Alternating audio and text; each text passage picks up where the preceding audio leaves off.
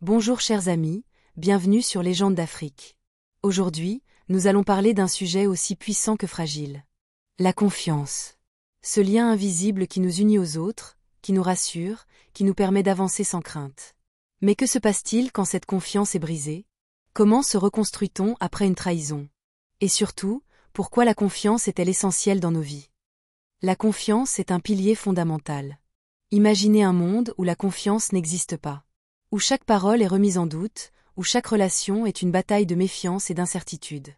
Ce serait un monde froid, rempli de solitude et de peur. Heureusement, la confiance est là, comme un fil invisible qui repose les cœurs et les esprits.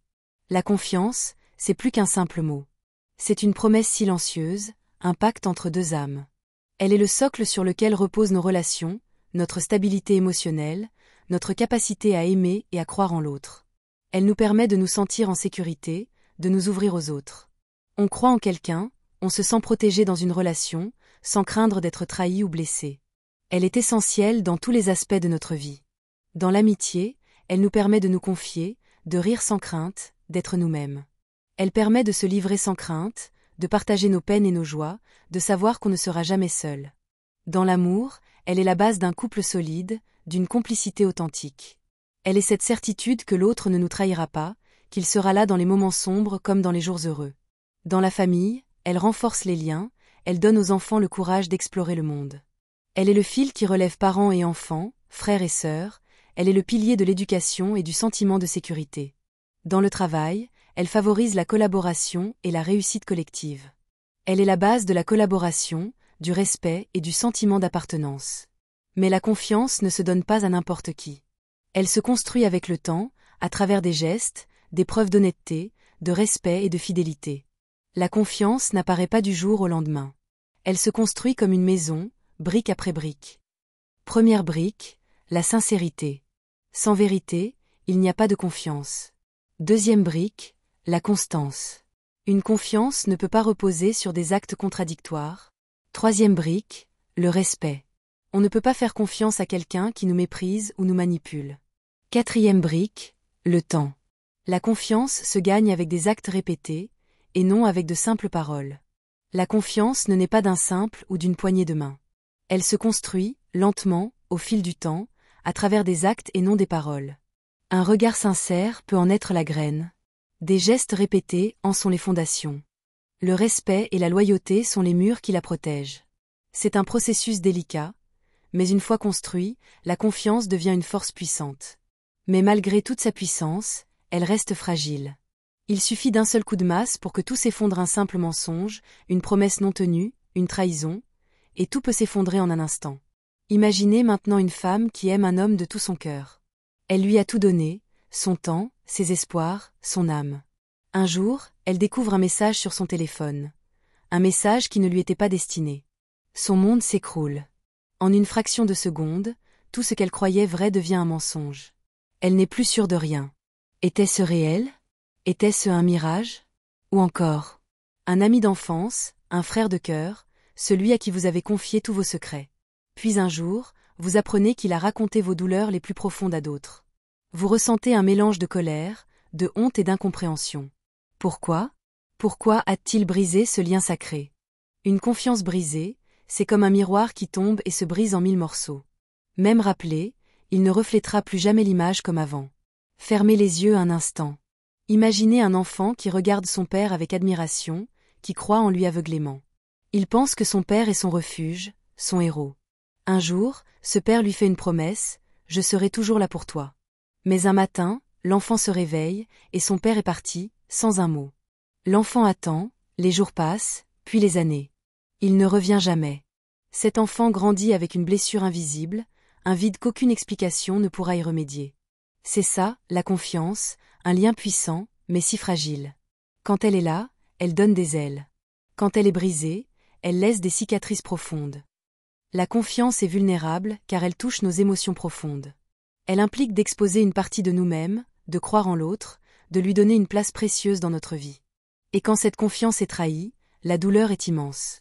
Et vous, avez-vous déjà accordé votre confiance à quelqu'un qui l'a brisée? Chers amis, nous avons tous, à un moment donné, ressenti cette douleur. La déception, l'incompréhension, la colère. Lorsqu'on nous trahit, ce n'est pas seulement un mensonge ou une tromperie qu'on subit, c'est une partie de nous qui s'effondre.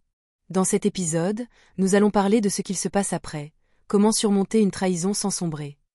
Peut-on reconstruire une confiance brisée?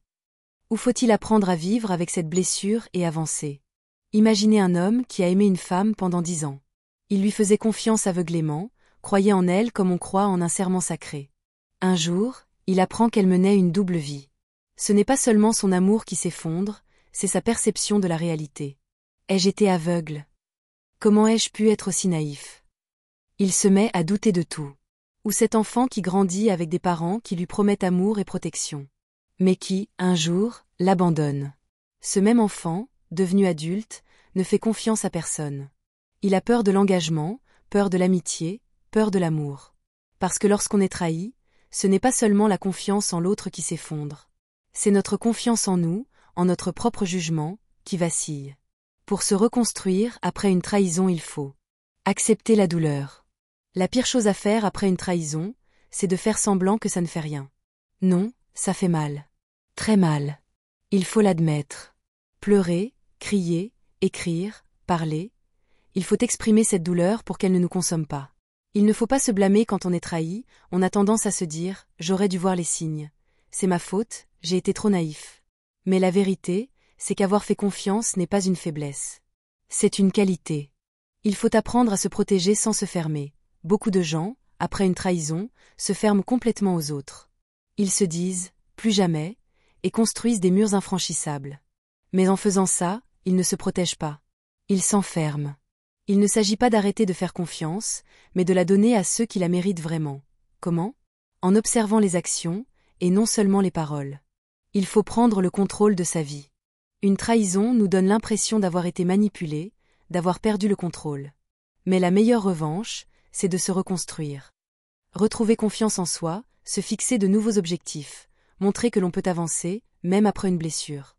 Peut-on reconstruire une confiance brisée? Peut-on pardonner? Peut-on repartir à zéro après une trahison?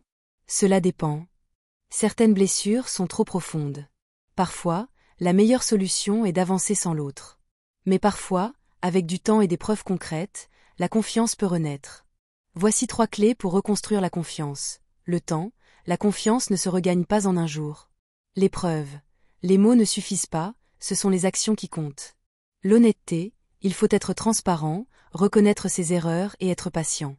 Cher ami, je veux partager avec vous l'histoire de Saïd. Saïd n'avait jamais été un homme méfiant. Depuis son enfance, il croyait en la sincérité des gens, en l'honnêteté des amitiés. Pour lui, la confiance n'était pas une question, c'était une évidence. Il avait une meilleure amie, Sophia. Elle était sa sœur de cœur. Depuis l'école primaire, ils avaient tout partagé, leurs rêves, leurs peines, leurs victoires et leurs blessures secrètes. Sophia était son refuge, celle qui savait l'écouter sans juger, celle à qui il pouvait tout dire. Mais il y a des vérités qui, une fois révélées, brisent quelque chose en nous. Un soir, Saïd traverse une période difficile. Son père est malade, les dettes s'accumulent, et il se voit pris au piège. Une nuit, il appelle Sophia.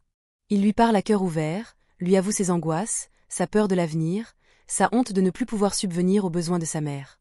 Sophia l'écoute. Elle le rassure, lui jure qu'elle est là pour lui. Mais quelques jours plus tard, il entend des murmures. Puis des rires. Un ami vient le voir, l'air gêné, « On m'a dit que tu étais ruiné. On raconte que tu pleurais comme un enfant à cause de tes dettes. » Saïd ne comprend pas. Seule une personne savait tout ça. Et c'est sa meilleure amie, Sophia. Je refuse d'y croire. Sophia ne pourrait jamais, se dit-il. Mais la vérité éclate comme un coup de tonnerre. Elle a raconté tout ce qu'il lui avait confié. Pire encore, elle l'a fait en plaisantant, en exagérant, en le ridiculisant. C'est comme si le monde s'écroulait autour de lui. Sophia essaie de se justifier, ce n'était rien, juste une discussion entre amis. Tu réagis trop fort, je ne voulais pas te trahir. C'est toi qui m'as fait confiance trop facilement. Trop facilement? Les mots résonnent en lui comme un gifle. Comment une personne qu'il considérait comme une sœur pouvait trahir ainsi? Ce jour-là, Saïd comprend une chose. La trahison ne vient pas toujours des ennemis. Elle vient parfois des gens qu'on aime le plus. La blessure est profonde. Saïd ne veut plus parler à personne. Il se ferme, il se méfie, il s'éloigne de tout le monde. Quand quelqu'un l'approche, il sourit. mais au fond, il ne croit plus en personne. Il ne partage plus ses pensées, il évite les conversations profondes. Il devient un homme silencieux, distant, inaccessible. Si même Sophia m'a trahi, alors qui peut être digne de confiance? Les années passent. Saïd avance, mais avec une lourdeur invisible sur les épaules. Jusqu'au jour où il rencontre Salif, un collègue au grand cœur. Salif est différent. Il ne force rien, ne pose pas de questions, il est juste là, présent. Petit à petit, Saïd commence à relâcher ses défenses. Un soir, autour d'un thé, Salif lui dit « La confiance, ce n'est pas un cadeau que tu offres à tout le monde. C'est un jardin que tu dois entretenir avec les bonnes personnes. » Ces mots résonnent en Saïd. Sophia l'a trahi, oui. Mais est-ce une raison pour rejeter toutes les personnes qui veulent son bien? Saïd décide de changer. Il apprend à observer avant d'accorder sa confiance. Il comprend que ce n'est pas une faiblesse d'aimer, mais un risque que l'on doit savoir gérer. Il se reconstruit, pas pour les autres, mais pour lui-même. Aujourd'hui, il n'a plus peur d'aimer ni de se confier. Il choisit simplement mieux. La trahison peut nous détruire, mais elle ne doit jamais nous priver du bonheur de faire confiance à ceux qui le méritent. Ne ferme pas ton cœur à cause d'une personne qui n'en valait pas la peine. La confiance ne se donne pas à tous, mais elle doit exister pour que la vie ait un sens. Quand on tombe, on a le choix, rester à terre ou se relever, plus fort et plus sage. Saïd a choisi de se relever. Et toi, quel choix fais-tu? On peut souffrir. Mais on peut aussi renaître. On peut être trahi. Mais on peut apprendre à reconstruire. On peut perdre confiance. Mais on peut retrouver des raisons d'y croire. Parce qu'un cœur brisé par la trahison ne se réfère pas seulement sur lui-même. Il change la manière dont nous voyons le monde. Peux-tu imaginer vivre dans un monde où tu ne crois plus en personne? Où chaque sourire semble cacher une intention cachée? Où même l'amour devient un champ de mine? Aujourd'hui, nous allons découvrir comment une tragédie peut bouleverser toute une vie, parfois de manière irréversible. Quand on a été blessé, on veut se protéger. C'est humain. Mais à force de se protéger, on finit par s'enfermer. Cela peut entraîner l'isolement émotionnel. On évite les discussions profondes, on sourit sans jamais se livrer. Peu à peu, on devient une ombre de nous-mêmes, présent physiquement, mais absent émotionnellement. Cela peut aussi entraîner l'hypervigilance, qui nous pousse à vouloir tout analyser. Chaque geste, chaque parole. On cherche des signes de trahison avant même qu'ils existent. On se méfie même des personnes sincères. On a peur d'aimer, on se méfie même du bonheur. Quand on nous montre de l'affection, on se pose des questions comme « Qu'est-ce qu'il veut en retour ?» Et si elle me trahit, elle aussi. C'est ainsi qu'on repousse ceux qui pourraient nous aider à guérir. C'est le cas de Mariama. Mariama était une femme forte. Du moins, c'est ce qu'elle montre. Elle avait vécu une histoire d'amour qui l'avait brisée. Un homme en qui elle croyait, un amour qu'elle pensait éternel. Mais derrière ces promesses se cache un manipulateur, un homme qui la détruit petit à petit. Il lui disait « Tu es tout pour moi », pendant qu'il construisait une vie parallèle. Il lui murmurait « Je t'aimerai toujours », alors qu'il préparait son mariage avec une autre. Le jour où elle a découvert la vérité, quelque chose en elle s'est brisé. Elle s'est promise de ne plus jamais croire en l'amour. Des années plus tard, un homme bien est entré dans sa vie. Il l'aimait sincèrement. Mais Mariama ne pouvait pas le croire. Quand il disait « Je t'aime », elle entendait « J'attends le bon moment pour te briser ». Quand il voulait la rendre heureuse, elle cherchait une raison de douter. À force d'avoir peur, elle a fini par le repousser. Et il est parti. La trahison de son passé l'a volé de son avenir. Le problème avec la perte de confiance, c'est qu'elle ne nous affecte pas seulement nous. Elle bénit aussi les autres. Les relations deviennent toxiques. Un homme ou une femme qui ne fait confiance à personne voit des pièges partout. Et quand on voit des pièges, on finit par traiter les autres comme des suspects. On repousse les bonnes personnes. On pense se protéger, mais on finit par chasser ceux qui nous veulent du bien. On transmet nos peurs aux générations suivantes. Un enfant qui grandit dans un environnement de méfiance apprendra à se méfier aussi. Et ainsi, la douleur se transmet. Alors, que faire? Comment retrouver la confiance après une trahison? Il faut accepter qu'on a été blessé, on ne peut pas guérir ce qu'on refuse de voir. Il faut reconnaître la douleur pour commencer à la surmonter. Il faut faire le tri, tout le monde n'est pas mauvais. Il y a encore des personnes sincères. Il faut apprendre à observer, à laisser une chance à ceux qui le méritent. Il faut prendre son temps, la confiance ne revient pas du jour au lendemain. Elle se construit, petit à petit. Il faut avancer à son rythme, sans se précipiter. Perdre confiance, c'est facile. La retrouver, c'est un combat. Mais ce combat en vaut la peine.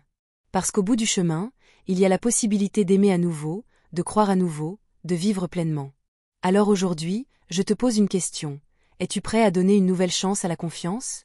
Partage ton expérience en commentaire. Et on se retrouve dans le prochain épisode. À bientôt, chers amis.